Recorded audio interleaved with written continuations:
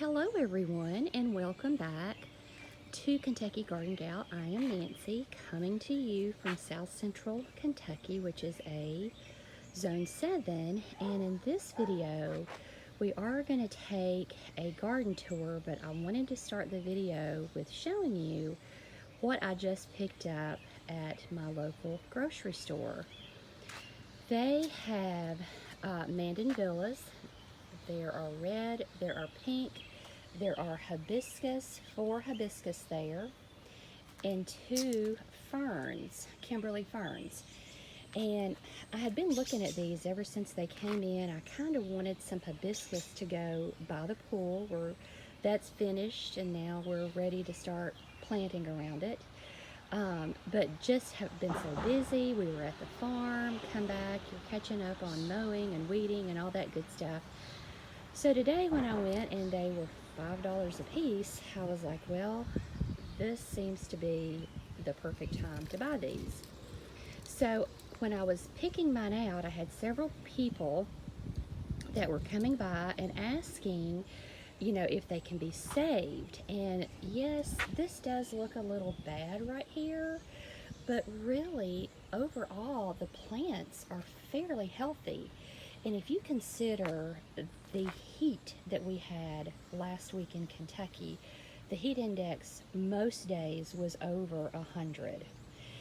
These plants have plenty of life in them. Now, in my area, Zone 7, they are all considered tropicals, which means I just need to bring them in at the end of the season. Usually when it starts getting, I don't like to keep my tropicals out when it's colder than maybe 50 degrees at night. I really watch that. I do have a night blooming cereus that I baby, and a gardenia and things like that that I wintered over from years to year. But I do try to watch and make sure I get them back in so that they don't suffer any damage. But what I'll do with these plants is just simply I will take off the dead leaves. I'll just pull every one of these off, and as I'm pulling, I'm inspecting, but look at all of this new growth down here. Look at that. There's plenty of life left in these plants. Once I get them cleaned up, I will give them a good soak and I will fertilize them. On the Kimberly ferns, I will use Epsom salt. Look at all the new growth in this. These are just beautiful plants. And then on the rest of them, I have foxtail. I get that on Amazon. It's an organic fertilizer, and I will use that on them. Just wash them good, give them a good cleaning, and yeah, in a week, like they'll just be in full bloom, and they'll be absolutely gorgeous. And you also may notice that I bought things in pairs, like 4 hibiscus, 4 Mandan and then 2 of the Kimberly ferns. And the reason I did that, I have a lot of trellises. I'm trying to do vertical gardening, especially in my front gardens, to give it a softer look. More, my style is cottage gardens. And it's going to take a couple of years for my roses to really get established and climb my trellises. And this will be a fast grower. These will be really fast. And then I can just cut them back and bring them in next year. And I can even use them the year after until my roses are established enough that I don't need to add anything extra to my trellises. So if you are somewhere and you see deeply discounted plants, look it over good. Make sure there's no insects or pests on it. In this case, look at all the blooms. There are plenty of blooms on this hibiscus. And they all looked about like this. This is probably the worst one here out of the bunch. And I mainly got it for its color. So I wanted 2 red and then 2 pink. But these will be just fine. Don't hesitate. And there is just a satisfaction in rescuing plants. I can't explain it to know that you've taken something that perhaps was going to be discarded and you bring it back to life and you enjoy it. So let's go look around the garden. I'm going to start the tour back here today because normally I'm on the other side of the fence at the front of the house, but we're in the back of the house. And I just wanted to show you that this is exactly the look that I'm going for. Now, it may be too much for some people, but I wanted taller things. These are Rosa Sharon's. A friend gave me those. This is a butterfly bush. These are some knockout roses here. But when I walk in the back, I really have a sense it's just lush and there's lots of color here. Now, don't even look at this area. I haven't even begun to weed it, and I have a real serious problem with Creeping Charlie, and I'm trying to figure out a solution to that. But I still like how this looks here. Walking from the back, again, more these are the crepe myrtles. I planted those. Everything here you see I planted. The common daylilies here. There's more there. And then you sort of walk through here, and this is the area off of the back deck that we put the seating area in. And I'm going to rearrange some things around there. This is looking almost a little bit too shabby. And there is a gardening term, it's called chaos gardening. And basically it's where you just buy plants and you just stick them in. And I think I may accidentally be chaos gardening. And you know what? That is fine. But look at these dahlias. Look how big those are. That's my hand. These are the Kevin or the Kelvin. I can't remember if it has an L in it or not. But these are the dinner plate dahlias. I get them at Walmart, excuse me. They're like $5.42 for two. And I tell you, they are a showstopper. So if you see those, make sure you pick those up. And it looks like it might start raining on us. Well, unfortunately, life has gotten extremely busy, and now it is here almost 3 weeks later that I am getting around to completing this video. But the good thing about it is that you can see in just 3 weeks how much these plants have grown. And if you note, I didn't even take them out of their pot. All I have done, I finally ended up putting them right here. That's where I put the two red ones. The pink ones are over here. And all I have done is just water and fertilized these plants. And you can see that this Mandevilla is doing exactly what I want it to do by going into this lattice. And the idea is that this would be covered with red blooms. Now, it's too late in the season. It maybe has 5 weeks, probably 5 weeks before I need to take this in.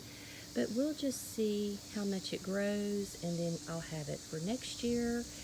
And hopefully this is the Brugmansia, and hopefully it'll have the nice big yellow flowers on it. They haven't done a lot this year, but I have kept them alive. So I'm counting that as a success, and then I'll be able to bring them out next year. I'll do the very same thing here, but hopefully we'll have red flowers on the lattice and then big yellow flowers from these. And then this is the vertical gardening, and let me just show you. So I had this one kind of more in the shade, and this one was setting, it was over here. It was getting too much sun. So I moved it over, but look at the difference in the placement. Look at the difference in And I mean, they're planted pretty much with the same things, strawberries on top, herbs on the bottom, but look at the difference where I had them placed made. So I finally figured out, hey, this is getting way too much sun here. Let's get it out of the sun. But look how nice and lush this one is compared to this one. So, you know, what does this tell us? As gardeners, we are always learning. We absolutely are always learning. So like I said, I put the pink Mandenvillas right here. They are starting to trail just a little bit.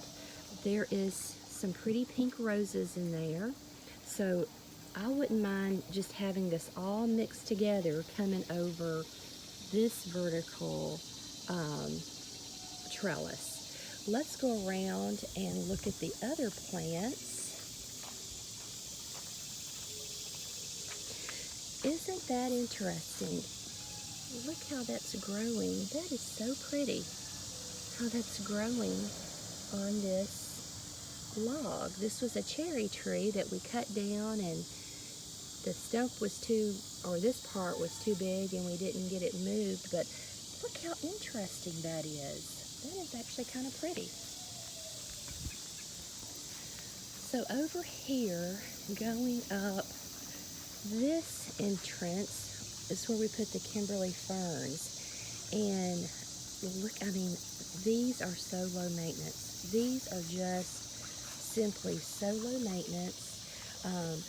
Do make sure that you put a pan under them to catch your water, because they do, when you have planters, if you have something under them to catch the water, they do better as just as a general rule. But coming up here, I want you all to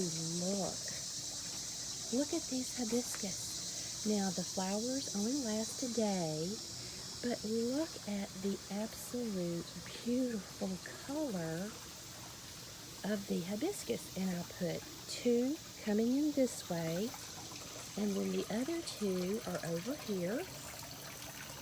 And these are Kimberly ferns that I picked up at the beginning of the season, so you can tell. And these were the same lot as these. They came from the very same place, but they've sat here, they've been watered, they've been fertilized, so you can tell how much bigger those are. But this is the little water feature that we put in, and we just loved how this turned out. And picked up this little sofa on clearance from Wayfair, and then we have our fire pit over there, so this fall we'll be able to light our fire. Obviously we'll have to move our plants over there, but we will be able to enjoy this area. It will extend our season as far as being able to sit outside. I have this butterfly bush right here, and this is the time of year now through the next probably couple of months where you will see so much activity on this butterfly bush. And I put it there, it's actually in the corner of my front garden, and I put it there so that the butterflies could come and find it and then hop on in the backyard. But I tell you, I spent quite a bit of time yesterday trying to video this it was the biggest butterfly I have ever had in my garden. And I tried so hard to get a good video of it, and I just couldn't get a picture or a video, but I will put what I did capture. This thing was so big. It was just, as a gardener, this is exactly why we do what we do. You know, having a home for the pollinators, it just makes gardening so special when you can do your little bitty part in this world to make the world a more beautiful and better place and ensure our food production. so I will insert those videos in here.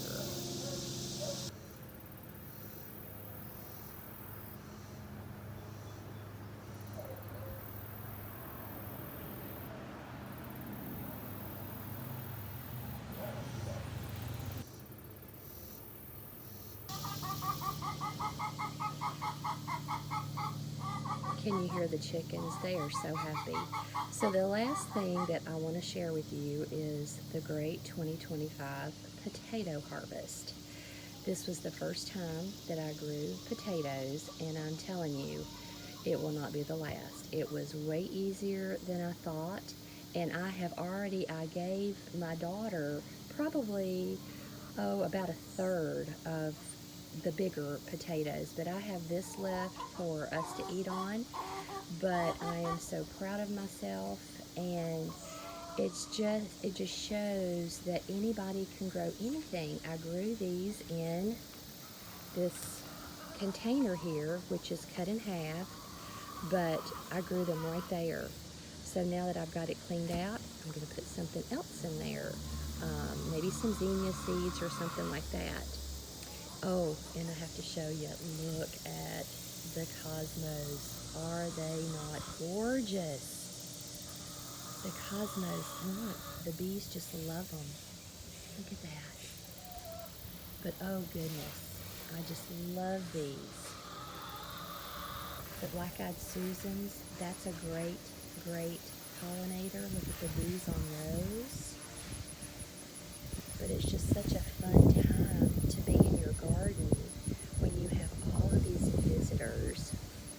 I hope you have enjoyed this video. I hope it's encouraged you to not be afraid to pick up those clearance plants, because they can come back and provide you with a lot of joy and happiness with their beautiful blooms.